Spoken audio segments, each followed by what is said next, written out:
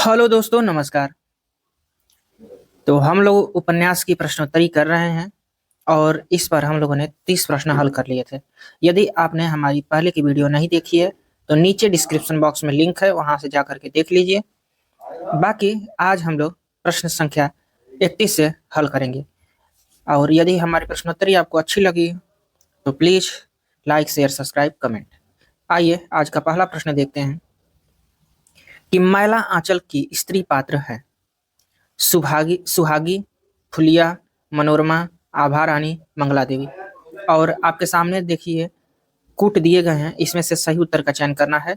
बताइए कौन सा उत्तर सही होगा। ये आपके मार्च 2023 की प्रथम पाली में पूछा गया है। मार्च इसलिए कि ये पेपर दिसंबर में होना था, धीरे धीरे बढ़ते बढ़ते मार्च तक पहुंच गए। तो 31 नंबर का जो आपका सही उत्तर हो जाएगा वो हो जाएगा फुलिया, आभा रानी और मंगला देवी, यानी कि बी ऑप्शन सही हो जाएगा। ये तीनों जो पात्र हैं वो मैला आंचल की स्त्री पात्र हैं। अगला प्रश्न 32 नंबर, तमस उपन्यास के पात्र हैं। आपको बताना है कि तमस उपन्यास में कौन कौन से पात्र थे। अब्दुल्ला बेग, गिरधारी लाल, हरनाम सिंह, हयात बख्श, देवदत्त। और नीचे देखिए विकल्प दिए गए हैं और इसमें से उपयुक्त कूट का चयन करना है। 1, 2, 3, 4। और ये भी फर्स्ट पाली में मार्च 2023 के पूछा गया प्रश्न है। तो देखिए आजकल जो पात्रों को लेकर के क्वेश्चन बन रहे हैं उसमें मुख्य पात्रों की उतनी भूमिका नहीं है। जो गौण पात्र हैं उनको ज्यादा केंद्र में रखा जा रहा है और उनसे प्रश्न बन रहे हैं। तो इसमें जो आपका सही उत्तर हो जाएगा वो हो जाएगा हरनाम सिंह, हयात बख्श और देवदत्त। ये तीनों तमस उपन्यास के पात्र हैं, यानी कि सी ऑप्शन सही हो जाएगा। अगला प्रश्न देखते हैं, प्रश्न नंबर 33 कि मानस का हंस उपन्यास की तुलना रचना अमृतलाल नागर ने निम्न पुस्तकों के सहयोग से किया। उन्होंने किन पुस्तकों का सहारा लिया था मानस का हंस उपन्यास लिखने के लिए। तुलसी काव्य मीमांसा, तुलसी आधुनिक वातायन से, लोकवादी तुलसीदास, काशी का इतिहास, अकबर। और नीचे दिए गए विकल्पों में से सही उत्तर का चयन करना है। केवल 1, 2, 3, केवल 1, 3, 4, केवल 2, 3, 4, केवल 1, 4, 5। सही उत्तर बताने का प्रयास करें। कि मानस का जैसे उपजीव्य काव्य नहीं होते हैं, किसी भी रचना को आधार बना करके या उससे कुछ कंटेंट लेकर के लिखना। जैसे आपके आचार्य रामचंद्र शुक्ल हैं, इन्होंने भी अपने पूर्ववर्ती जो इतिहास लिखे गए थे उनसे कुछ कुछ पोर्शन लिए हैं। जैसे शिव सिंह सेंगर के इतिहास से, शिव सिंह सरोज से लिए हैं, मिश्र बंधु के इतिहास से, मिश्र बंधु विनोद से। तो कुछ कुछ मैटर लेकर के लिखे हैं। तो उसी तरीके से मानस के हंस उपन्यास जो अमृतलाल नागर जी लिखे हैं, ये भी कुछ मैटर इन रचनाओं में से 3 रचनाओं में से लेके लिखे हैं। ये जो ऑप्शन में 5 रचनाएं दी गई हैं, तो आपको बताना है कि सही उत्तर क्या होगा। तो देखिए पहला तो हो जाएगा तुलसी काव्य मीमांसा, इससे मैटर लिए हैं, काशी के इतिहास से मैटर लिए हैं और अकबर से। तो कुल मिलाकर के आपका डी ऑप्शन सही हो जाएगा, 1, 4, 5। अगला प्रश्न देखते हैं 34 नंबर। यह है कि सूची 1 को सूची 2 से मिलान करना है। सूची 1 में शेखर एक जीवनी के 4 खंडों को दिया गया है, भाग 1 के 4 खंडों का।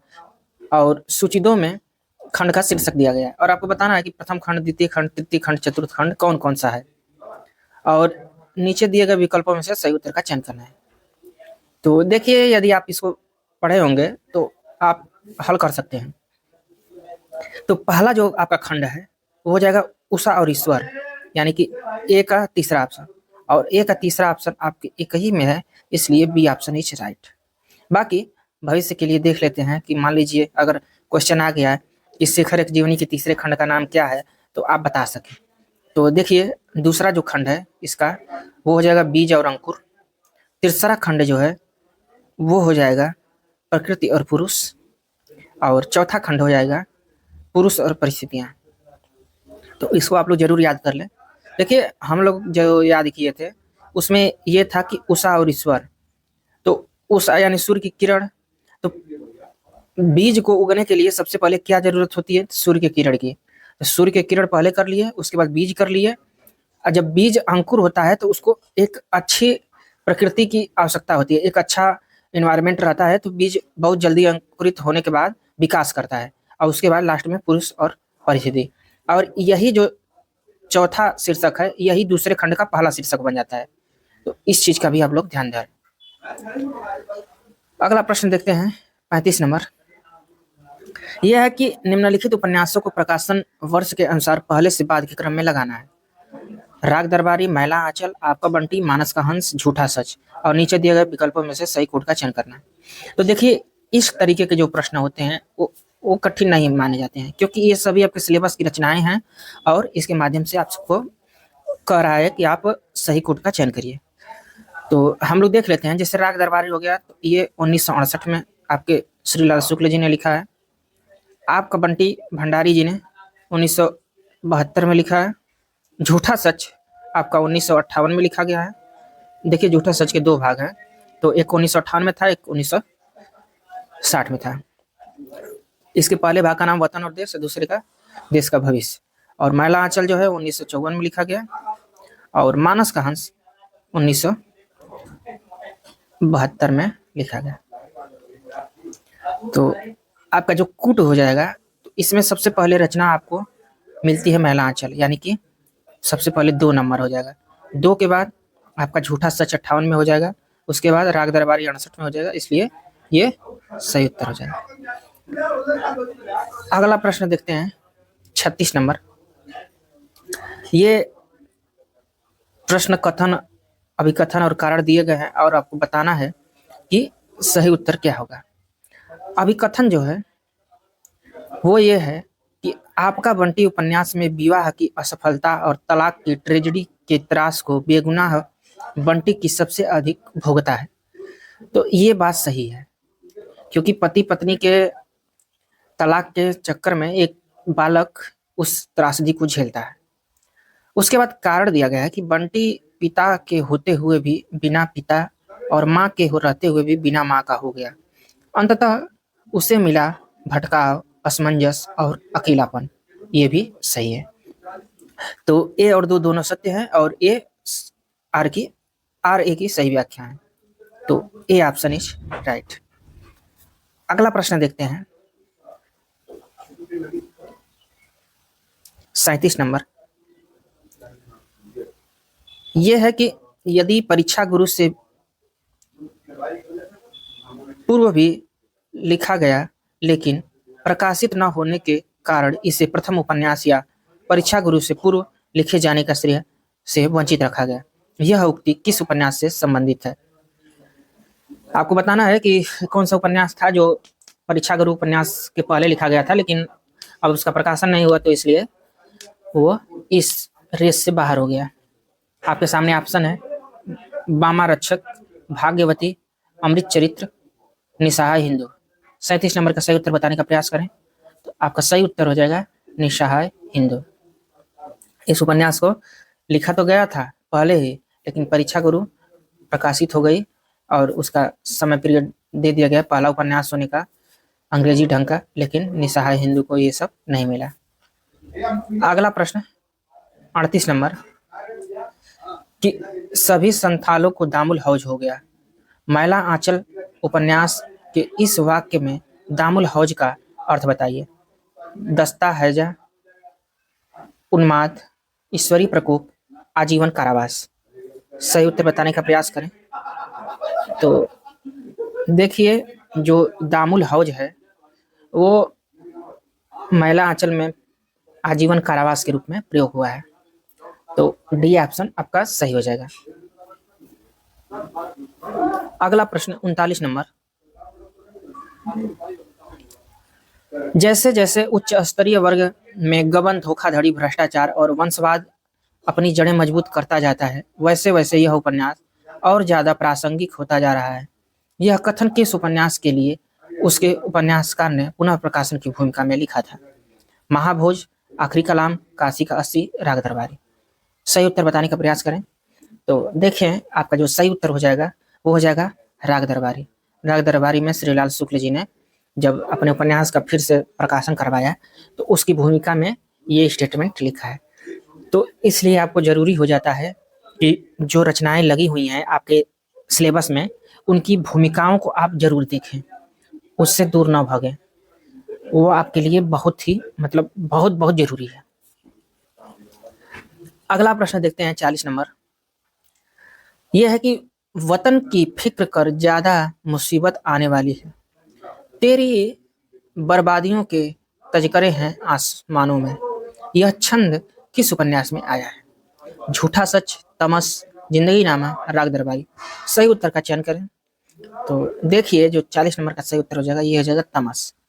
ये भीष्म साहनी की रचना है और इसमें इस चीज का वर्णन मिलता है। अगला प्रश्न देखते हैं 41 नंबर। पुरुष निसंग है, स्त्री आसक्त है, पुरुष निर्द्वंद है, स्त्री द्वंद्वोन्मुखी है, पुरुष मुक्त है, स्त्री बद्ध है। यह स्टेटमेंट किसका है? ये बाणभट्ट की आत्मकथा का स्टेटमेंट है और आपको बताना है कि ये कौन बोला था। बाणभट्ट, लोरिक देव, अघोर भैरव, महामाया भैरवी। तो 41 नंबर का जो आपका सही उत्तर हो जाएगा वो हो जाएगा डी ऑप्शन, महामाया भैरवी ने ये स्टेटमेंट बोला है। अगला प्रश्न 42 नंबर। मानस का हंस उपन्यास के पात्र हैं सुमिरत दास, अब्दुल्ला बेग, मोहिनी बाई, मेघा भगत, इकबाल सिंह। और नीचे आपके कूट दिए गए हैं, आपको सही उत्तर का चयन करना है। आप बताइए कि मानस के हंस उपन्यास में कौन कौन से पात्र हैं। तो 42 नंबर का जो आपका सही उत्तर हो जाएगा वो हो जाएगा अब्दुल्ला बेग, मोहिनी बाई और मेघा भगत। ये तीनों मानस के हंस उपन्यास के पात्र हैं, यानी कि 2, 3 और 4।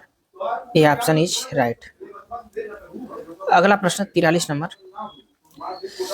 झूठा सच उपन्यास की स्त्री पात्र है मोहिनी, पूरनदेवी, लक्ष्मी, सीलो, बंती। और नीचे कूट दिए गए हैं, सही उत्तर का चयन करना है कि कौन सा उत्तर आपका सही हो जाएगा। आप लोग देख करके और सही उत्तर बताने का प्रयास करें। तो 43 नंबर का जो आपका सही उत्तर हो जाएगा वो हो जाएगा पूरनदेवी, सीलो और बंती, यानी कि 2, 3, 2, 4 और 5। D option is right.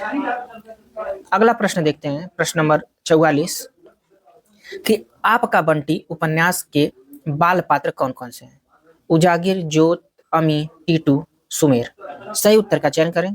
नीचे दिए गए विकल्पों में से उस सही कोड का चयन करें, कौन सा उत्तर आपका सही हो जाएगा। तो 44 नंबर का जो सही उत्तर होगा वो हो जाएगा, पहले तो जोत हो जाएगा, ओके, अमी भी हो जाएगा और टीटू भी हो जाएगा। ये सब बाल पात्र हैं। तो 2, 3 और 4 आपके डी ऑप्शन में है, इसलिए डी ऑप्शन इज राइट। अगला प्रश्न देखते हैं 45 नंबर। इसमें सुमेलित करना है। सूची 1 में उपन्यास दिए गए हैं और सूची 2 में उन स्थानों के नाम हैं जो कि उस उपन्यास में वर्णित हैं और नीचे कूट दिया गया है। तो देखिए गोदान आप लोग सब जानते हैं कि बेलारी, सोनारी, सिमरी की कथा इसमें वर्णित है। 3 गांव मुख्य रूप से मिलते हैं। तो ए का चौथा ऑप्शन 2 में है, यानी कि हमको आगे बढ़ना पड़ेगा। तो मैला आंचल, तो मैला आंचल मेरीगंज की कथा वर्णित है, तो बी का फर्स्ट हो जाएगा और बी का फर्स्ट सिर्फ एक ऑप्शन में है, इसलिए डी ऑप्शन इज राइट। ठीक है, बाकी राग दरबारी शिवपालगंज की कथा है और मानस के हंस में चित्रकूट की कथा है, तो इसलिए आपका डी ऑप्शन सही हो जाएगा। अब अगला प्रश्न देखते हैं 46 नंबर। ये आपको बताना है कि प्रकाशन वर्ष के अनुसार भगवती चरण वर्मा द्वारा रचित उपन्यासों को पहले से बाद के क्रम में लगाना है। भूले बिसरे चित्र, चित्रलेखा, टेढ़े मेढ़े रास्ते, सबहीन, नचावत, राम गोसाई। सही उत्तर का चयन करिए। देखिए 4 ही उपन्यास दिए गए हैं, ये 5वां ऑप्शन नहीं रहेगा। आप बताइए कौन सा ऑप्शन सही होगा। तो सबसे पहले हम लोग देख लेते हैं इन उपन्यासों के प्रकाशन वर्ष। भूले बिसरे चित्र 1959 में लिखा गया है, ठीक है। चित्रलेखा 1934 में लिखा गया। उसके बाद टेढ़े मेढ़े रास्ते 1946 में लिखा गया।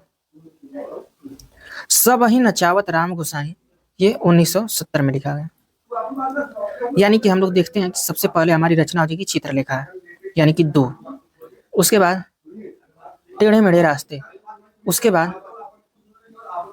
भूले बिसरे चित्र और लास्ट में चौथा सब ही नचावत राम गोसाई। तो इसलिए आपका बी ऑप्शन सही हो जाएगा। ठीक है, 2 3 1 4। अगला प्रश्न देखते हैं, प्रश्न नंबर 47। इसमें भी उपन्यासों को प्रथम प्रकाशन वर्ष के अनुसार पहले से बाद के क्रम में लगाना है। उपन्यास है बाणभट्ट की आत्मकथा, जिंदगी नामा, गोदान, तमस, राग दरबारी। और नीचे दिए गए विकल्पों में से सही कूट का चयन करना है। आपके सामने देखिए 4 कूट दिए गए हैं, आपको बताना है कि कौन सा कूट सही हो जाएगा। तो देखिए बाणभट्ट की आत्मकथा जो है वो 1946 में हजारी जी ने लिखा था। गोदान 1936 में लिखा गया है प्रेमचंद जी के द्वारा। तमस 1973 में लिखा गया है। जिंदगी नामा 1979 में लिखा गया है। और राग दरबारी 1968 में लिखा गया है। तो हम ये देखते हैं कि सबसे पहले गोदान हो जाएगा, उसके बाद बाणभट्ट की आत्मकथा हो जाएगी। 3 और 1, 3 1, उसके बाद 4 राग दरबारी, 5 तमस और 2 जिंदगी नामा। तो बी ऑप्शन सही हो जाएगा। अगला प्रश्न देखते हैं 48 नंबर। इसमें भी कथन, अभिकथन और कारण दिए गए हैं, सही उत्तर का चयन करना है। यह है कि अभिकथन है कि प्रेमचंद स्त्री स्वतंत्रता के समर्थक थे, परंतु वे विवाह को बनाए रखना चाहते थे। ये सही है। गोदान उपन्यास में महत्वपूर्ण स्त्री चरित्र सक्षम, शक्तिशाली और परिस्थितियों को अनुकूल बनाने के लिए संघर्षरत है। इनमें अनेक का वैवाहिक जीवन तनावपूर्ण है, परंतु वे इसे बनाए रखना चाहते हैं। तो हाँ सही है। जैसे सिलिया हो गया, जुनिया हो गई, धनिया हो गई, तो इनका वैवाहिक, गोविंदी हो गई, तो वैवाहिक जीवन तनावपूर्ण तो था ही, लेकिन फिर भी वो चाहते थे कि नहीं चले। तो दोनों चीजें सही है। तो अब कथन और अभिकथन कारण दोनों चीजें सही है। अगला प्रश्न देखते हैं 49 नंबर। यह है कि उपन्यासों में गीतों, कविताओं के प्रयोग पर सत्य कथन है। 4 कथन, ये 5 कथन दिए गए हैं और आपको इनमें से 3 कथन का चयन करना है जो कि सत्य है। तो आप लोग सही उत्तर बताने का प्रयास करें कि आपका सही उत्तर क्या होगा। तो देखिए ऐसे जब प्रश्न आए तो इसमें एलिमिनेट मेथड ही यूज कर सकते हैं। और सबसे पहले हम ये देखते हैं कि झूठा सच में पंजाबी कवियों बुल्ले शाह फरीद की कविताएं प्रयुक्त हैं, तो ये गलत है। झूठा सच में ये कविताएं नहीं है, ये सब जिंदगी नामा में है। तो एक आपका गलत हो जाएगा।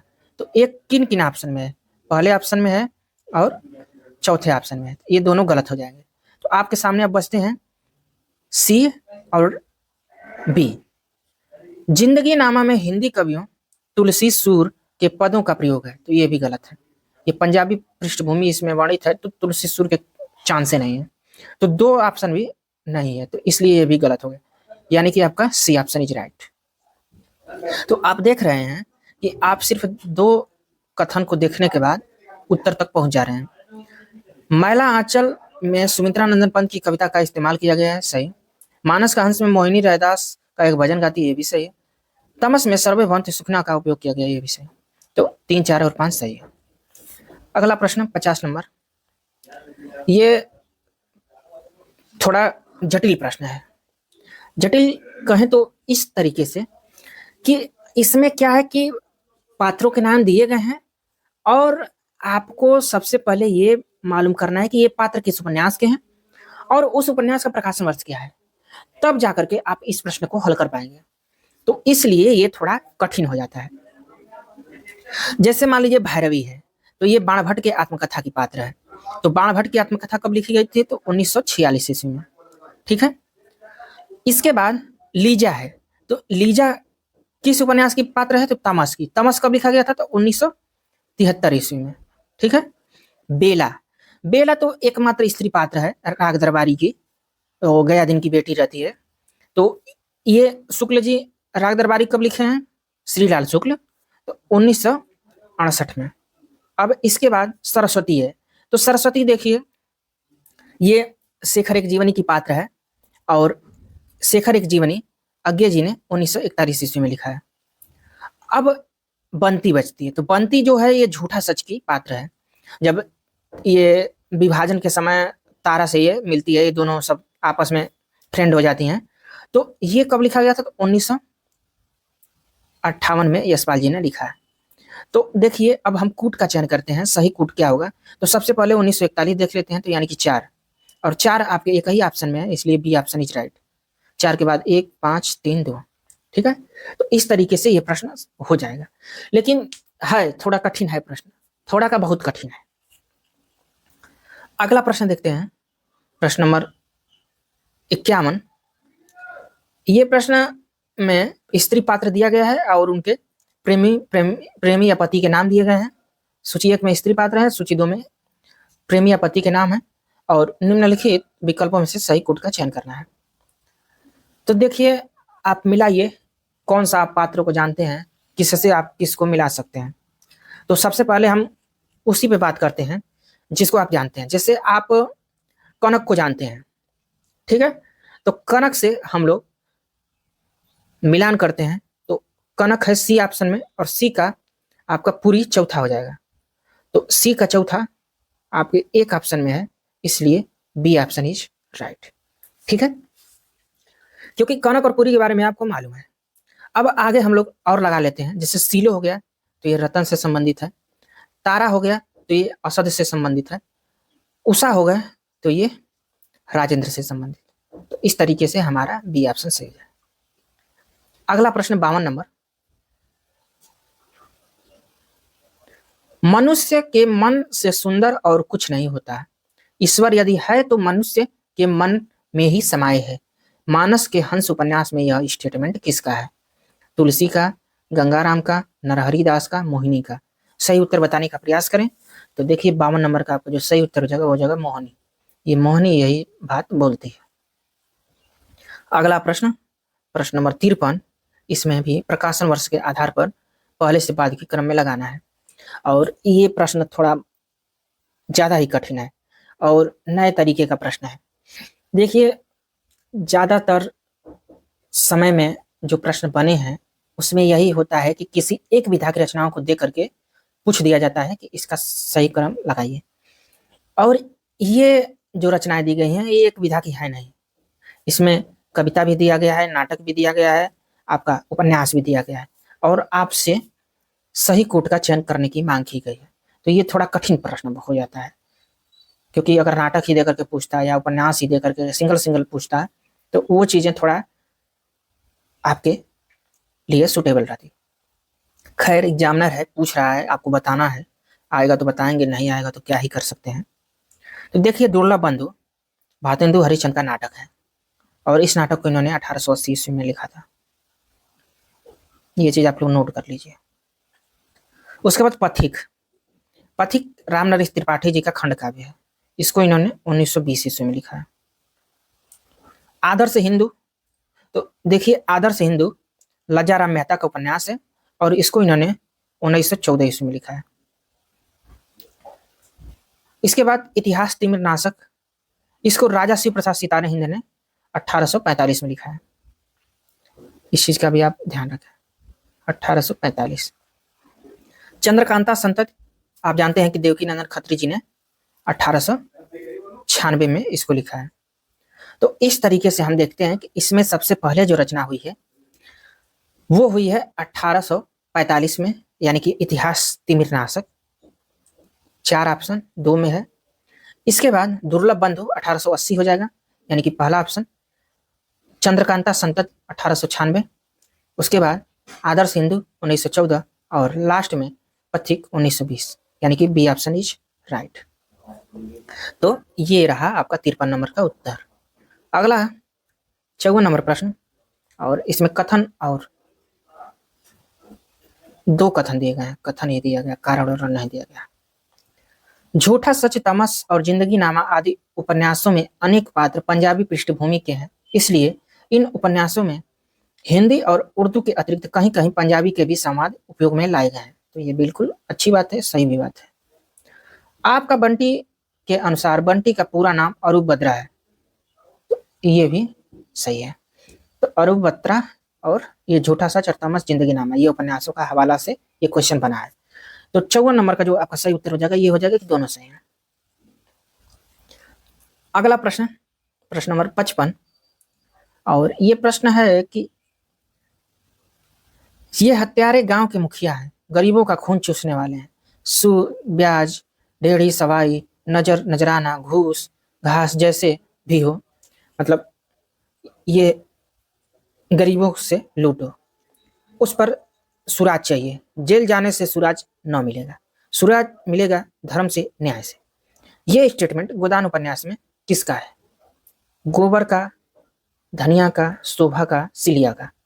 तो देखिए क्रांतिकारी अगर बोला जाए गोदान में तो एक ही पात्र है, वो है धनिया। देखिए धनिया बोलती है व्यंग स्वरूप। अगला प्रश्न देखते हैं 56 नंबर कि परीक्षा गुरु उपन्यास के विविध प्रकरणों के शीर्षक हैं। 5 शीर्षकों के नाम दिए गए हैं और आपको बताना है कि जो परीक्षा गुरु उपन्यास है उसके शीर्षकों में से कौन कौन से शीर्षक हैं जो कि इसमें मिलते हैं, और उसी के द्वारा सही कूट का चयन करके आपको उत्तर तक पहुंचना है। तो देखिए जो आपका सही उत्तर होगा वो हो जाएगा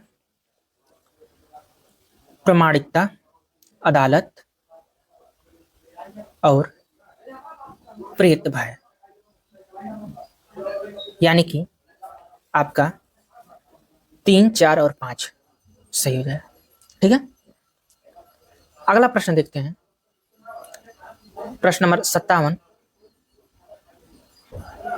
ये प्रश्न है, मैला आंचल के अनुसार बामन दास के मृत्यु स्थल को ग्रामीणों ने क्या रूप दे दिया? बामन की डीह का, शरीफ स्मारक का, शहीद स्मारक का, भारत माथा का थान, चथरिया पीर का? देखिए ये चीज यदि आप मैला आंचल पढ़ेंगे तो उसके लास्ट वाले पोर्शन में है कि जब बांग्लादेश और भारत, इस समय बांग्लादेश है वो पहले पूर्वी पाकिस्तान था, तो ये दोनों के बीच में जब व्यापारियों का कुनबा लेकर के जा रहे थे तो उसी समय वो रोकने का प्रयास करता है और उसको मार करके उसको लाश को फेंक देते हैं लोग नदी में, और वहीं पे उसके जो चिथड़े होते हैं, कपड़े होते हैं, एक झाड़ी में अटक जाते हैं और उसको लोग चिथरिया पीर के नाम से पूजने लगते हैं। तो आपका डी ऑप्शन सही हो जाएगा। अगला प्रश्न 58 नंबर, यह है कि निम्नलिखित उपन्यासों को प्रथम प्रकाशन वर्ष के अनुसार पहले से बाद के क्रम में लगाना है।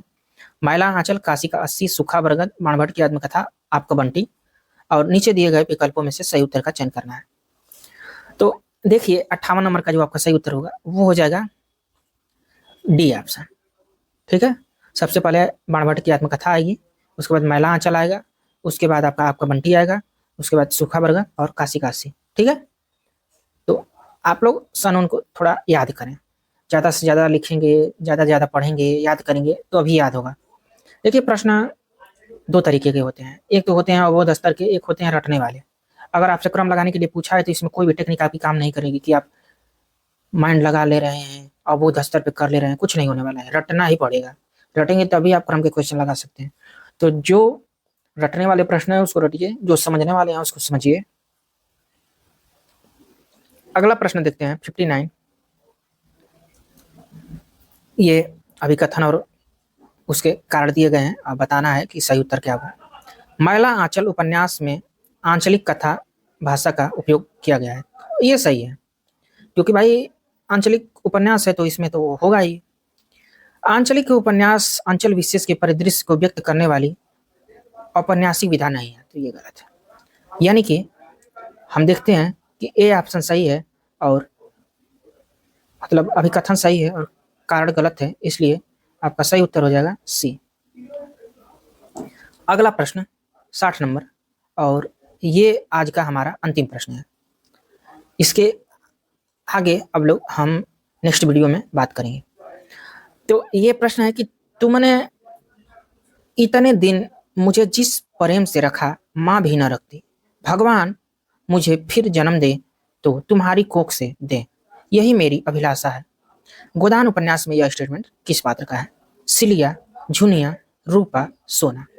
तो देखिए ये जो सही उत्तर होगा वो हो जाएगा कि गोबर की पत्नी जब गोबर उसको लेकर के आता है झुनिया को, तो वो डर से भाग जाता है, लेकिन वो देखते रहता है कि मेरी माँ इसको एक्सेप्ट कर रही है कि नहीं। तो ये झुनिया ही लास्ट में धनिया से कहती है कि तुमने जिस प्रेम से रखा वैसे मेरी माँ भी नहीं रखती। तो ये बी ऑप्शन सही हो जाएगा। बाकी यहाँ तक देखने के लिए आप लोगों का बहुत धन्यवाद। हम लोग इसके आगे की प्रश्नोत्तरी में कल बात करेंगे। नमस्कार।